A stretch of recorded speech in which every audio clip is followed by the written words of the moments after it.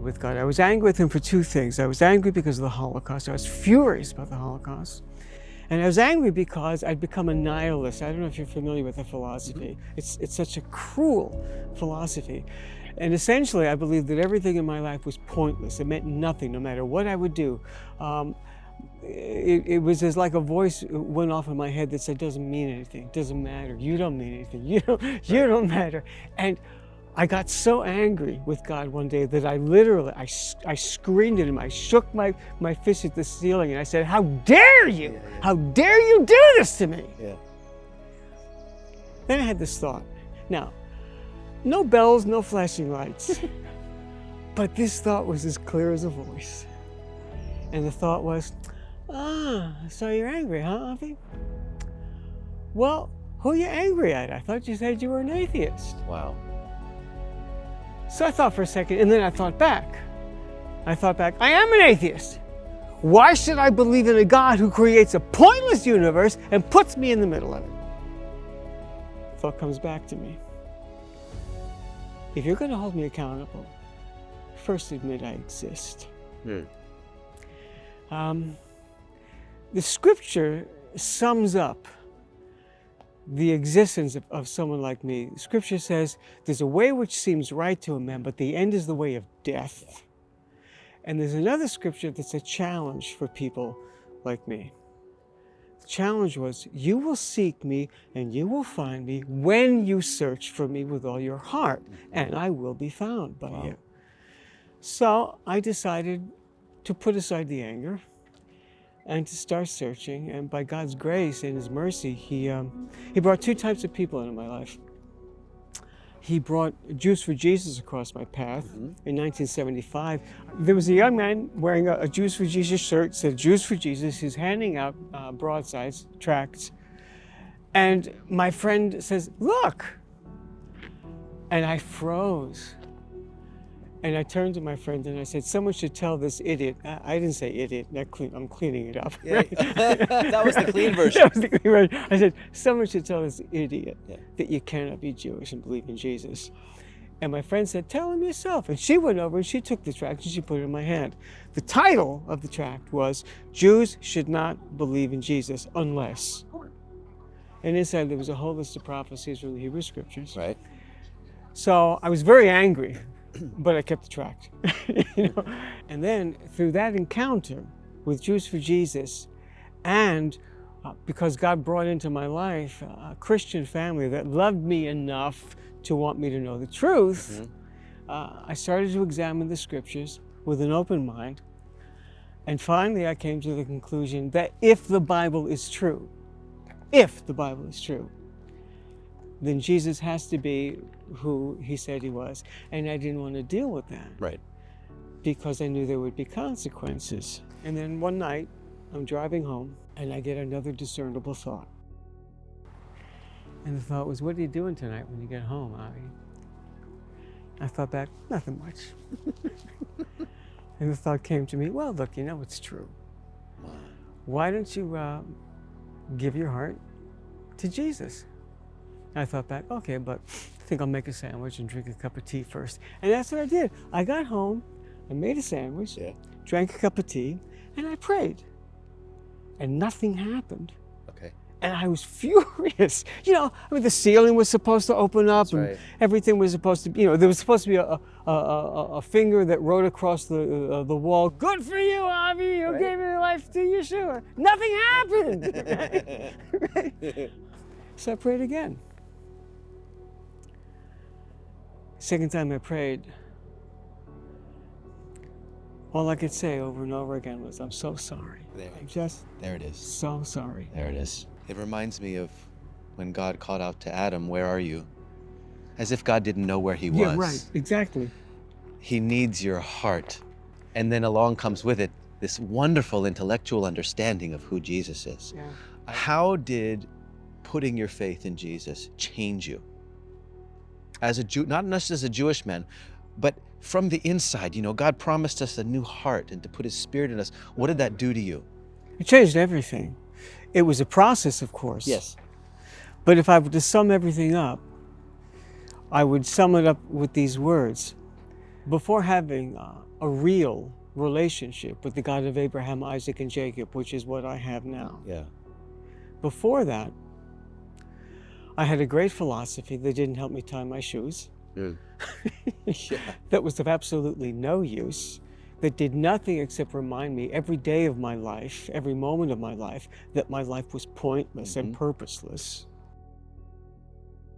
Now, instead of anger, I have answers. Oh, wow. Now, instead of fury, I have purpose. David wrote, he said, goodness and mercy will follow me all the days of my life. Not pointlessness, not emptiness. Goodness and mercy will follow me all the days of my life. And when I die, what? I'll dwell Pointlessness? in the house No, I'll dwell in the house of the Lord forever. Yeah.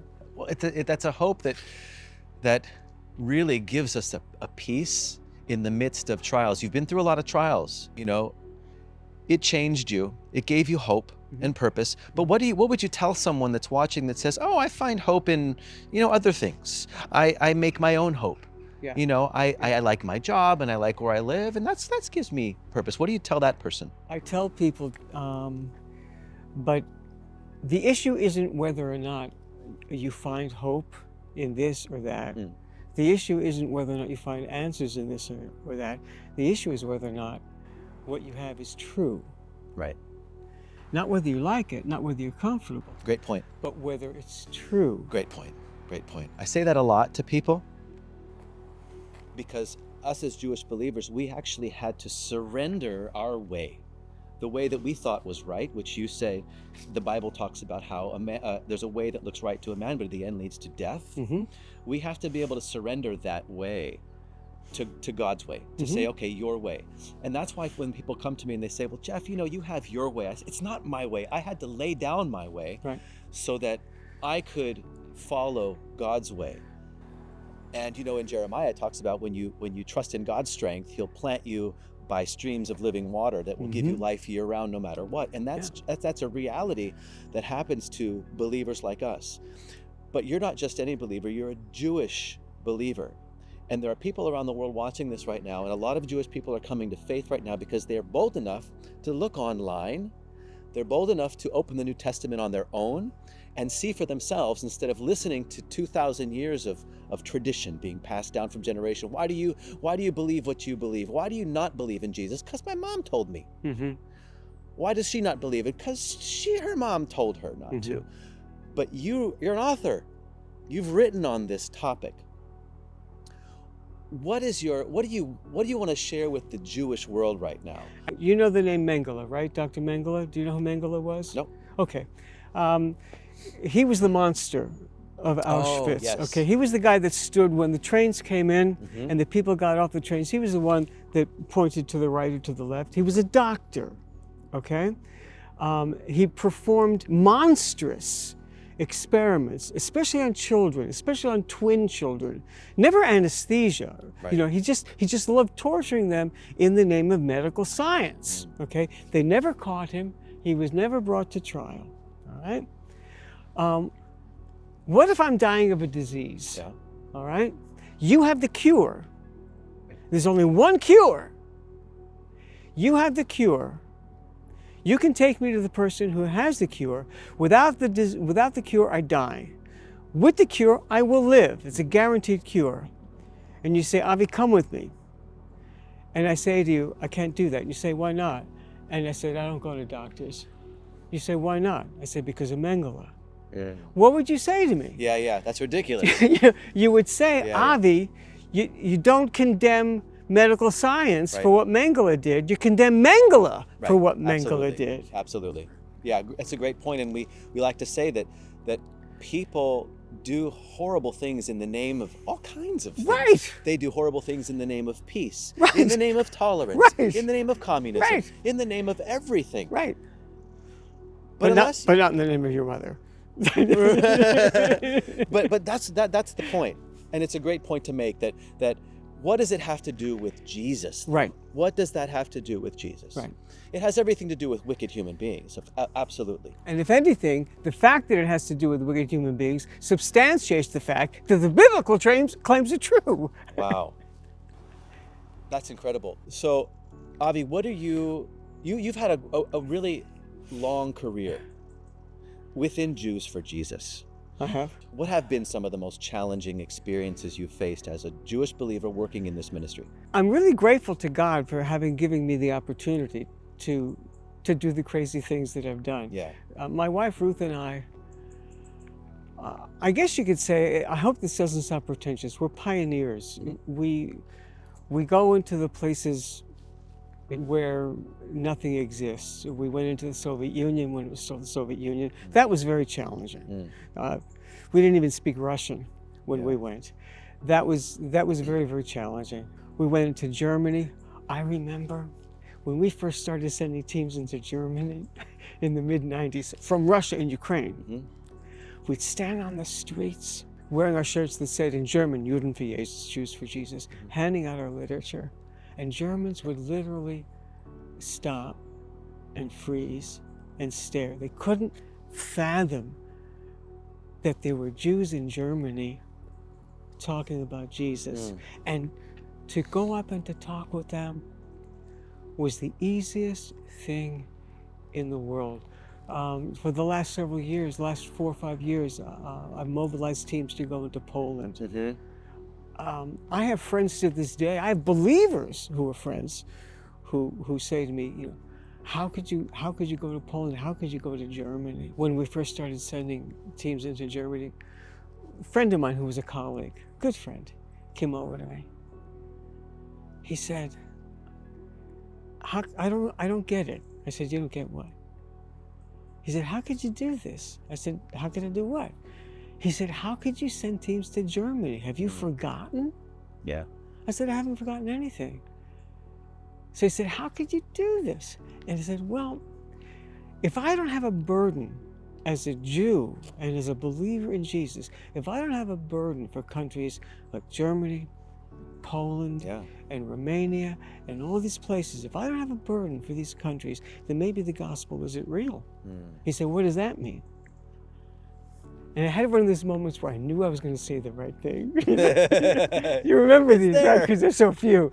I looked at him. I said, Jesus didn't die for me because I was his friend.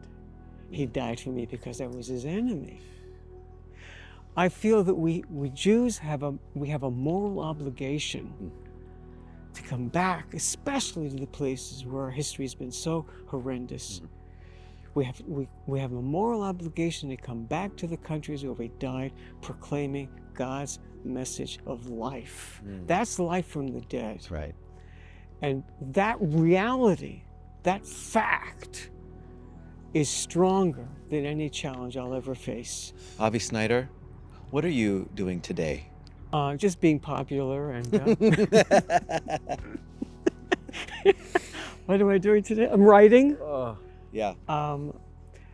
You know, I'm 73 years old. Yeah. I don't know how many more years the Lord will give me. Yeah. I'm trying to figure out what I want to do when I grow up. Well, if you're watching and you like to read books, I recommend Avi Snyder's book, Jews Don't Need Jesus. And other misconceptions. I'm going to link that down in the description. You can check it out there. There's another book they could read, which is called Never Ashamed. Never Ashamed. Yeah. So I'll link his books down in the description. You can check those out.